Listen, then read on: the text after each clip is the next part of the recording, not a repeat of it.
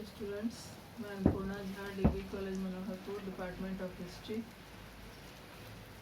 इस क्लास में मैं सेमेस्टर 5 के CC 12 में झारखंड के इतिहास में छोटा नागपुर में नागवंशी राज के उद्भव के संबंध में चर्चा करूँगी। झारखंड के प्रमुख ऐतिहासिक राजवंशों की स्थापना काफ़ी प्राचीन काल से ही हो गई थी। मौर्य काल से वर्धन काल तक इस क्षेत्र में लोगों की संख्या निरंतर बढ़ती रही थी। इन्हीं नए लोगों में से कुछ ने झारखंड के विभिन्न भागों में नए नए राज्यों की स्थापना की थी। छोटा नागपुर खास का नागवंशी राज्य भी उन्हीं में से एक था। छोटा नागपुर खास जनजातियों का मुख्य स्थल था, अतः यहाँ स्थापित नागवंश का संपूर्ण छोटा नागपुर में प्रमुख स्थान था। खुखरा नागवंशी राज्य की राजधानी थी। मई 1789 ईस्वी में तत्कालीन नागवंशी शासक दर्पनाथ शाह ने भारत के गवर्नर जनरल को कुर्सीनामा अर्थात अपना वंश के इतिहास के संबंध में जानकारी दी थी, जिसके अनुसार नागवंश का संस्थापक फणिमुकुट राय था। वह पुंडरीक नाग और वाराणसी की एक ब्राह्मण कन्या का पुत्र था। फणिमुकुट राय को मुंडा तथा इस क्षेत्र के अन्य नेताओं की स्वीकृति से राजा चुना गया था। नागवंश की स्थापना तथा उसके संस्थापक फणिमुकुट राय के संबंध में इस क्षेत्र में कई तरह की कहानियां प्रचलित हैं। इन कहानियों को ऐतिहासिक दृष्टि से काल्पनिक और अनिश्चित ही कहा जा सकता है, क्योंकि कथाओं पर विश्वास करने पर फणिमुकुट राय एक काल्पनिक व्यक्ति ही साबित होता है। पर इन्हीं कथाओं का यदि अन्य ज्ञात स्रोतों के संदर्भ में विश्लेषण किया जाए तो नागवंश के आरंभ की तिथि का निर्धारण किया जा सकता है।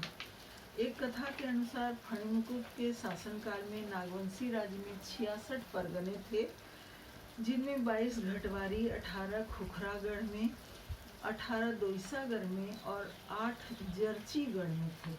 इससे यह पता चलता है कि अत्यंत प्राचीन काल में भी छोटा नागपुर में अच्छी खासी जनसंख्या थी, जिसमें आदिवासी और गैर आदिवासी दोनों शामिल थे। उत्तरी भारत से उड़ीसा पहुंचने का मार्ग इन्हीं क्षेत्रों से होकर गुजरता था, अतः राजनीतिक और सांस्कृतिक दृष्टि से भी यह क्षेत्र एकाकी नहीं था। नागवंशी राजाओं के कुर्सीनामे के अनुसार इस राजवंश की स्थापना प्रथम शताब्दी में ही हो गई थी, पर यह तथ्य सही नहीं मालूम होता, क्योंकि कुषाण और गुप्तकालीन स्रोतों में इस राजवंश का कहीं उल्लेख नहीं किया गया है। समुद्रगुप्त की प्रयाग प्रशस्ति में छोटा नागपुर का उल्लेख मुरुंड देश के नाम से किया गया है, न कि नाग देश के नाम से। कुछ राजाओं की संख्या तथा उनके शासनकाल का औसत अनुमान निकालने पर नागवंश का संपूर्ण शासनकाल लगभग 900 वर्षों का होता है। इसके आधार पर नागवंश का आरंभ ईसा की 11वीं शताब्दी में हुआ होगा। जे रीड ने अपने सर्वे और सेटलमेंट रिपोर्ट में लिखा है कि नागवंशी राज्य की स्थापना 10वीं शताब्दी में हुई होगी। यह वही समय था जब बड़ी संख्या से दूसरे क्षेत्रों से लोगों का सिंहभूम के क्षेत्रों में आगमन होने लगा था, अतः रीड का मत सही मालूम पड़ता है।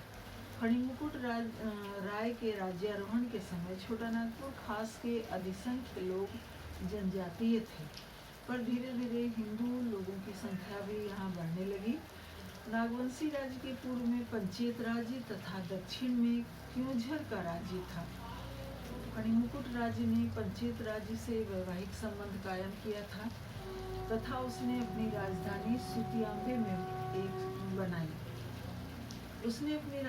सुतियाम्बे में एक सूर्य मंदिर का भी निर्माण किया था। उसने राजकीय ठाकुरबाड़ी की प्राण प्रतिष्ठा के लिए जगन्नाथपुर के एक पंडा को अपने राज्य में आमंत्रित किया तथा उसे इस क्षेत्र में बसने के लिए 2 गांव प्रदान किए थे। उसने कई गैर आदिवासियों को भी इस क्षेत्र में आमंत्रित करके अपने राज्य में बसाया था। चौथे नागवंशी शासक प्रताप राय ने अपनी राजधानी सुतियाम्बे से हटाकर स्वर्णरेखा नदी के तट पर चुटिया नामक स्थान पर बनाई। दूर दराज के क्षेत्रों, यहाँ तक कि काशी से भी लोगों को आमंत्रित कर चुटिया में उन्हें बसाया गया।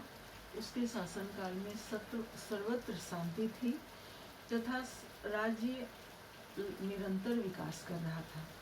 झारखंड की राजनीति और संस्कृति पर गुर्जर प्रतिहार, राष्ट्रकूट एवं पाल वंश के आपसी प्रतिद्वंदिता का काफी प्रभाव पड़ा। अवसर मिलने पर किसी न किसी राज्य द्वारा इस क्षेत्र पर प्रभुत्व स्थापित कर लिया जाता था। हजारीबाग की इटखोरी नामक स्थान पर महेंद्र पाल के शिलालेख से यह ज्ञात होता है कि 9वीं शताब्दी के उत्तरार्ध में गुर्जर प्रतिहारों ने छोटा नागपुर खास के सीमावर्ती इलाकों पर कब्जा कर लिया था। पाल राजाओं के कमजोर पड़ जाने के पश्चात छोटा नागपुर खास के विभिन्न राज्यों पर उनका नियंत्रण कम हो गया। यहाँ के शासकों के आपसी संबंध भी मधुर नहीं थे। पलामू तथा सरगुजा पर उस समय रक्सेलों का अधिकार था। पुस्तकों में इस तथ्य का उल्लेख किया गया है कि सरगुजा के रक्सेल शासक ने 12,000 घुड़सवारों तथा एक बड़ी पैदल सेना के साथ नागवंशी शासक भीमकर्ण पर हमला कर दिया था। भीमकर्ण ने इस सेना को युद्ध में पराजित करके उसे सरगुजा की ओर वापस धकेल दिया था तथा बरवा और पलामू के टोरी परगना पर भी नागवंशियों का कब्जा हो गया था। लगभग इसी समय भीमकर्ण ने अपनी राजधानी को चुटिया से हटाकर खुखरा स्थानांतरित कर दिया। अचानक राजधानी परिवर्तन के पीछे संभवतः यह कारण था कि पुरानी राजधानी चुटिया बंगाल पर अक्सर आक्रमण करने वाले तुर्कों के मार्ग के अत्यंत निकट स्थित था। 1206 ईस्वी में बख्तियार खिलजी ने बंगाल के सेन शासक लक्ष्मण सेन को पराजित करने के लिए झारखंड के मार्ग का ही उपयोग किया था। बख्तियार खिलजी द्वारा झारखंड होकर गुजरने का नागवंशियों पर क्या प्रभाव पड़ा यह तो अनिश्चित है, पर उस समय से झारखंड का एकाकीपन कम होने लगा और इस क्षेत्र पर मुस्लिमों के आक्रमण की संभावना बढ़ने लगी। इतिहासकारों का मानना है कि पूर्व मध्यकाल में इल्तुतमिश तथा बलबन के शासनकाल के दौरान दक्षिण बिहार में मचने वाली उथल पुथल का भी झारखंड पर कुछ न कुछ प्रभाव अवश्य पड़ा, पर तत्कालीन शासक हरिकर्ण द्वारा अपने प्रशासन को कुशलतापूर्वक चलाया जाता रहा।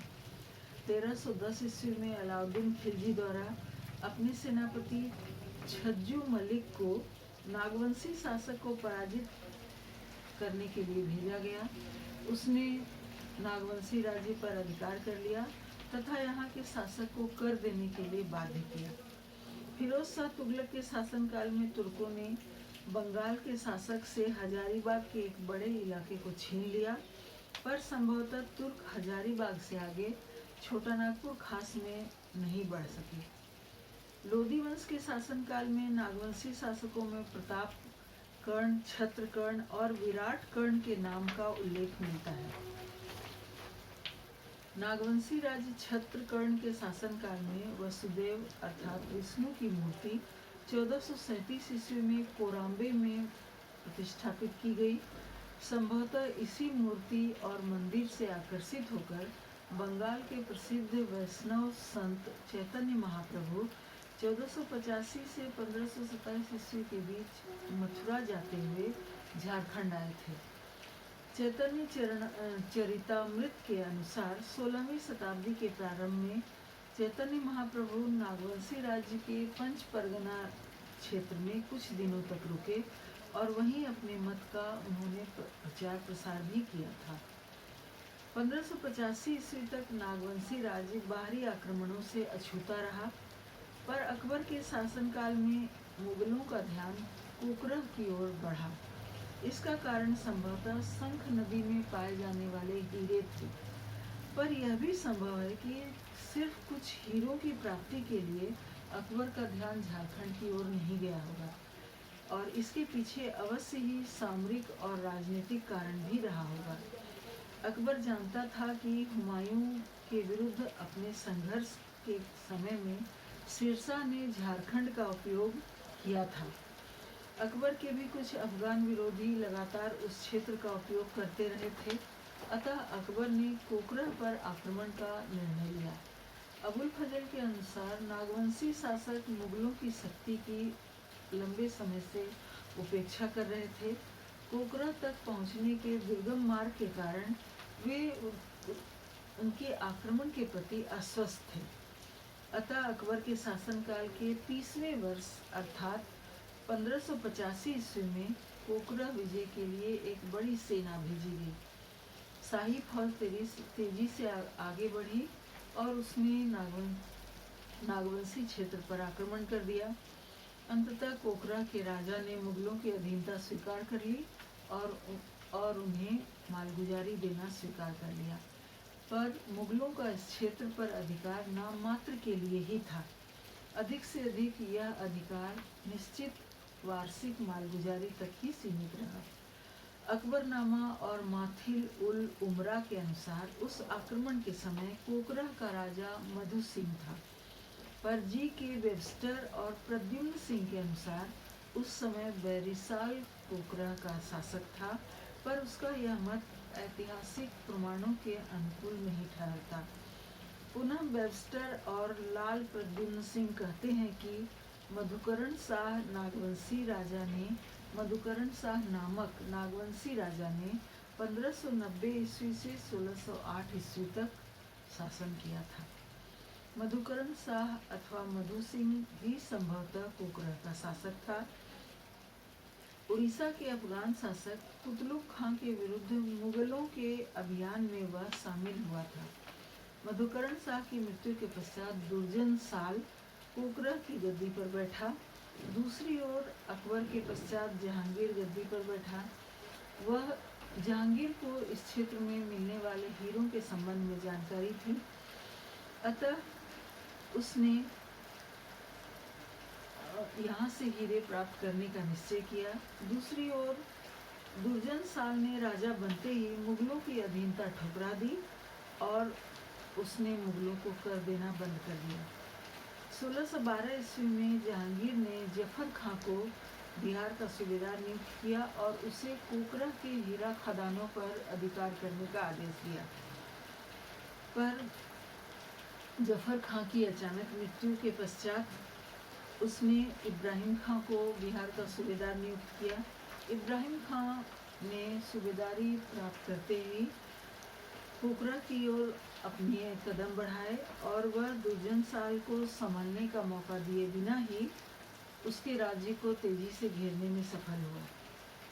उसने दुर्जन साल को पराजित कर दिया और उससे बड़ी मात्रा में हीरे प्राप्त किया। मुगलों को नागवंशी राज्य से 23 हाथी भी मिले। राजा को बंदी बनाकर शाही दरबार भेज दिया गया, जिसके पश्चात दुर्जन साल 12 वर्षों तक ग्वालियर के किले में कैद रहा। इस बात की पुष्टि जहांगीर की आत्मकथा के द्वितीय भाग में किए गए उल्लेख से होती है। दुर्जन शाह के लिए हीरे उसके दुर्भाग्य का कारण बने थे, पर वही हीरे उसकी मुक्ति का भी कारण बने। दुर्जन साल हीरों के पारखी के रूप में प्रसिद्ध था। जहांगीर ने उसे अपने पास कुछ हीरों की शुद्धता की जांच के लिए बुलवाया। दुर्जन शाह ने हीरों की पहचान की और उसकी शुद्धता साबित कर दी। इससे जहांगीर अत्यंत प्रसन्न हुआ और उसने दुर्जन साल को मुक्त कर दिया तथा उसका राज्य भी उसे वापस लौटा दिया गया। उसकी मांग पर ग्वालियर के किले में कैद अन्य राजाओं को भी मुक्त कर दिया गया। उसे मुगल दरबार में बैठने की भी इजाज़त मिली। जहांगीर ने उसकी उदारता और निर्भीकता से प्रसन्न होकर उसे शाह की उपाधि दी। दुर्जन साल ने जहांगीर को 6000 रुपये वार्षिक मालगुजारी देना स्वीकार किया। मुगल राजधानी से लौटने के पश्चात दुर्जन साल 12-13 वर्षों तक शासक रहा। संभवतः 1639 या 1640 ईस्वी में उसकी मृत्यु हो गई। उसने अपनी नवीन राजधानी दोइसा में बनाई थी। यह स्थान सामरिक दृष्टि से पुरानी राजधानी से अधिक सुरक्षित था। यह 3 ओर पहाड़ी और चौथी ओर कोयल नदी से घिरा था। तथा शत्रुओं के लिए दुर्भेद लगता था। उसने अपनी नई राजधानी में राजमहल तथा सुंदर आवासीय भवनों का निर्माण कराया। इस कार्य के लिए उसने दूसरे राज्यों से कुशल शिल्पियों तथा मूल्यवान भवन निर्माण सामग्रियों को मंगाया। दोइसा में बनवाए गए भवनों की निर्माण कला पर मुगल शैली का प्रभाव स्पष्ट रूप से नजर आता है। दुर्जन साल की मृत्यु के पश्चात उसके उत्तराधिकारी रघुनाथ शाह ने 1640 से 1690 ईस्वी तक शासन किया। दुर्जन साल के बाद के दो शासकों के संबंध में अधिक साक्ष्य नहीं मिलते, पर उस समय के अन्य उल्लेखों से यह पता चलता है कि रघुनाथ शाह के 50 वर्षों के शासनकाल के पश्चात संभवतः राम शाह वहाँ की गद्दी पर बैठा था। रघुनाथ शाह के शासनकाल के प्रथम भाग की घटनाओं का कहीं उल्लेख नहीं मिलता, पर उसी दौरान पोखरा पर मुगल आक्रमण का उल्लेख टेवर्नियर ने अपने विवरण में दिया है। संभवतः रघुनाथ शाह ने एक मामूली रकम के रूप में शाहजहां को देना स्वीकार कर लिया और मुगलों तथा नागवंशी राज्य के संबंध मधुर बने रहे। यह स्थिति पूरी 17वीं शताब्दी के दौरान अर्थात शाहजहां और औरंगजेब के शासनकाल तक बनी रही। मुगल आक्रमणों का पूरी तरह से प्रभाव यह कहा जा सकता है कि पोखरा के एकाकीकरण का पूरी तरह से अंत हो गया। यह क्षेत्र उत्तर भारत से जुड़ गया तथा नागवंशी राजाओं ने सीमावर्ती समृद्ध और सुसंस्कृत राजाओं से नवीन प्रशासनिक तथा स्थापत्य संबंधी तत्वों को ग्रहण किया। रघुनाथ शाह के पश्चात उसका उत्तराधिकारी राम शाह बना। उसने 1690 से 1715 तक शासन किया। उसके शासनकाल की अन्य घटनाएं ज्ञात नहीं है, पर ऐसा लगता है कि औरंगजेब के साथ उसके संबंध सौहार्दपूर्ण थे। इसके अलावा पलामू तथा सिंहभूम से भी उसके वैवाहिक संबंध थे। राम शाह के पश्चात यदुनाथ शाह, शिवनाथ शाह, उदयनाथ शाह, श्याम सुंदरनाथ शाह तथा आदि शाह राजा बने। उनके शासनकाल के संबंध में अधिक जानकारी नहीं मिलती। Thank you.